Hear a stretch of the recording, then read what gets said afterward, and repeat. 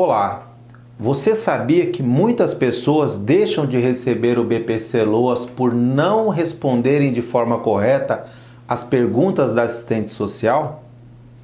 Pois é, esse é o assunto do nosso vídeo de hoje. Hoje nós vamos falar de como fazer uma boa entrevista com a assistente social para ter o BPC-Loas aprovado. Vamos lá!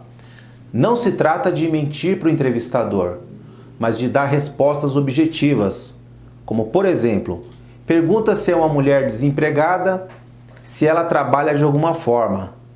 Aí ela responde que faz faxina para fora. E se pergunta com que frequência, aí ela responde toda semana. Bem, essa resposta pode levar a uma falsa ideia de que ela tem uma renda fixa mensal. E aí tudo vai por água abaixo. Quando na verdade esse tipo de bico, digamos assim, é esporádico. Então a resposta correta seria não, ok? Que ela não consegue encontrar emprego fixo. Agora vamos pensar num mecânico. O entrevistador vai lá e pergunta: qual a profissão do teu esposo? A idosa vai lá e responde: ele é mecânico. Bem, com essa resposta, o benefício também pode ir por água abaixo. Por quê? Porque o mecânico tem uma remuneração razoável, de R$ 1.500, R$ 2.000 no mínimo. Às vezes, essa pessoa era um simples ajudante, trabalhou numa mecânica esporadicamente, não tem renda fixa. Tá certo? Agora, vamos lembrar o que é o BPC-Loas.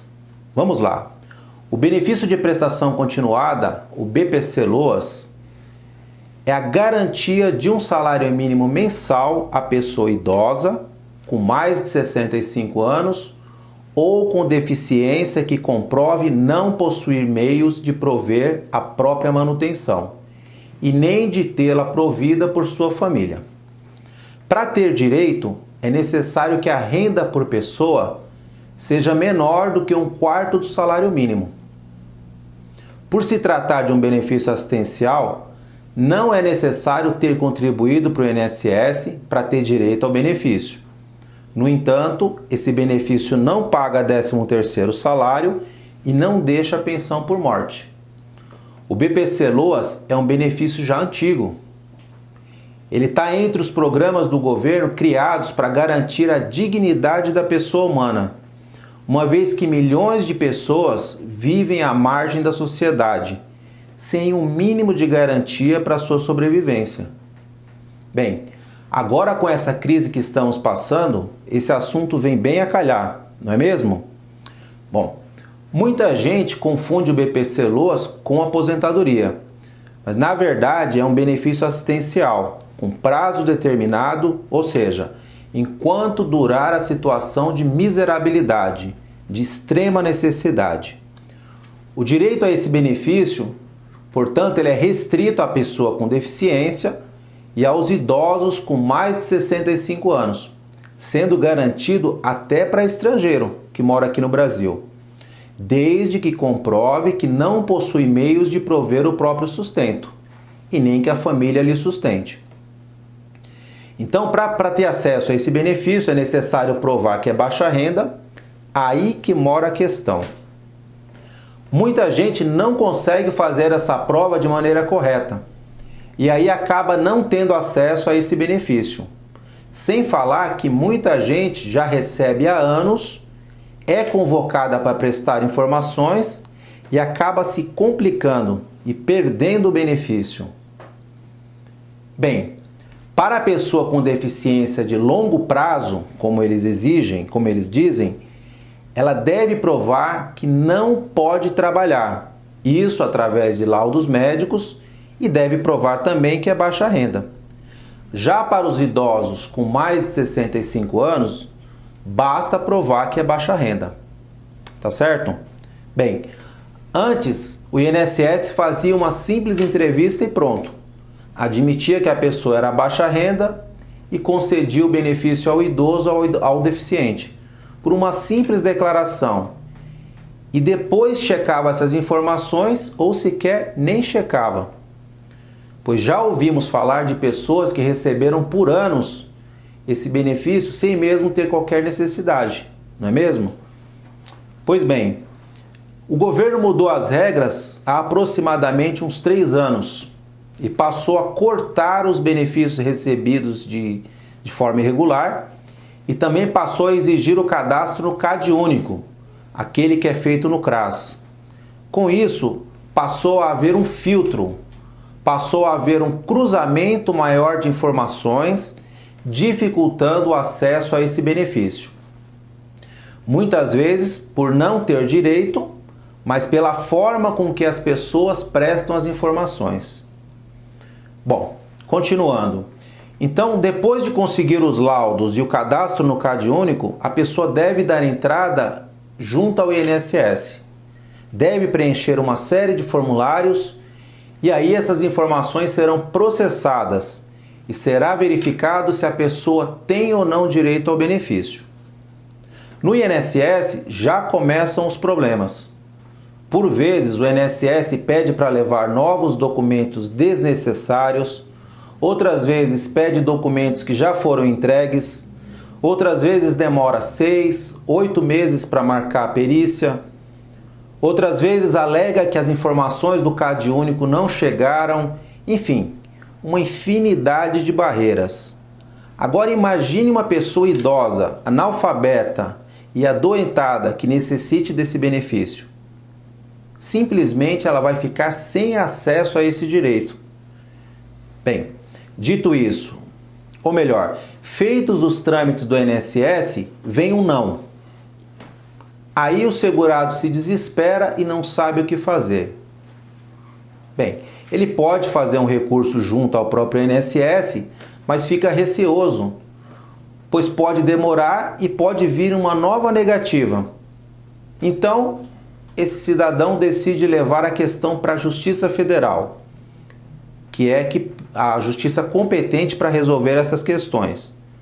Na Justiça, há uma perícia médica para verificar a incapacidade para o trabalho e também a perícia socioeconômica para verificar o estado de miserabilidade, se a pessoa realmente é baixa renda. Pois bem, para verificar essa situação, é agendada uma perícia na casa do indivíduo para apurar a sua situação, como vive, com quem vive, onde vive e etc. Nessa visita, a assistente social comparece em uma data agendada e faz um enorme questionário, tira fotos da casa, pede documentos e pede os comprovantes de despesas.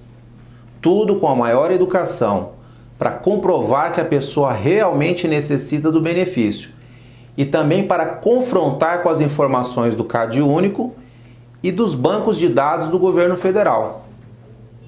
As pessoas têm que ter a máxima atenção para responder essas perguntas, pois é aí que mora o perigo.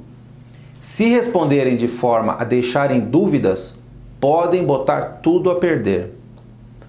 Você deve ter noção de quanto gasta em casa, deve separar os comprovantes de gastos. Ou seja, se você gasta R$2.000, não pode declarar a renda de R$1.000. Não faz sentido. Se você tem filhos, deve mencionar. Mas se eles forem casados ou morarem com alguém, não devem entrar no cálculo da renda. E isso deve ser falado na entrevista e até mesmo provado. Os gastos com medicamentos não entram na conta também, ou seja, devem ser abatidos.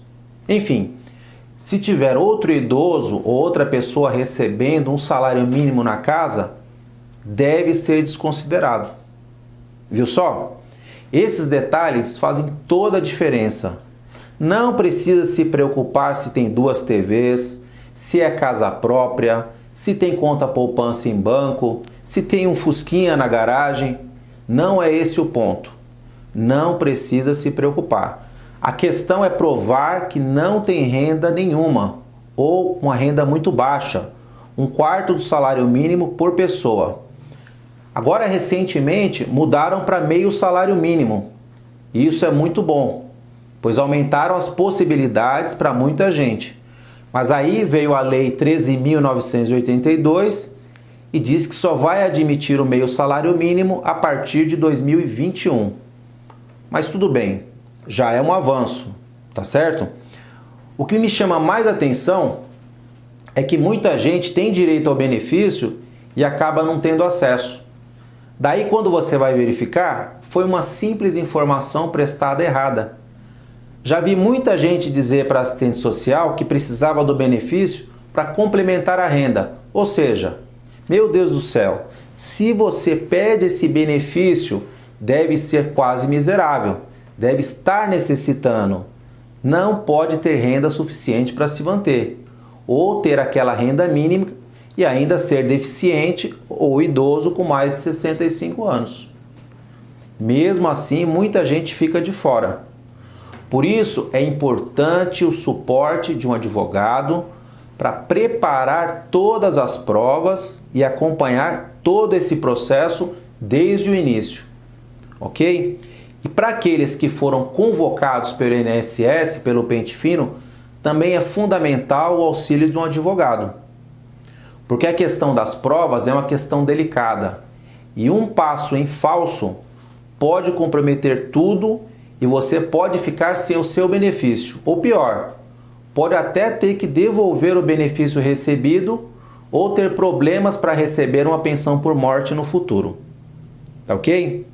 Bem, continuaremos passando as informações de interesse público, manteremos vocês todos informados pelos nossos vídeos semanais. Esse foi o vídeo de hoje. Se você gostou do vídeo, dá aquele joinha, compartilhe o conteúdo nas redes sociais, com os amigos, com os familiares, se inscreva no nosso canal, clica no sininho aqui embaixo para receber novos vídeos. Se tiver comentário dos vídeos enviados, pode mandar aqui pelo canal mesmo as dúvidas. Pode mandar dúvidas também pelo WhatsApp, pelo e-mail ou pela página da internet, que é a www.ggradvogados.com.br. Fica com Deus, um grande abraço e até a próxima.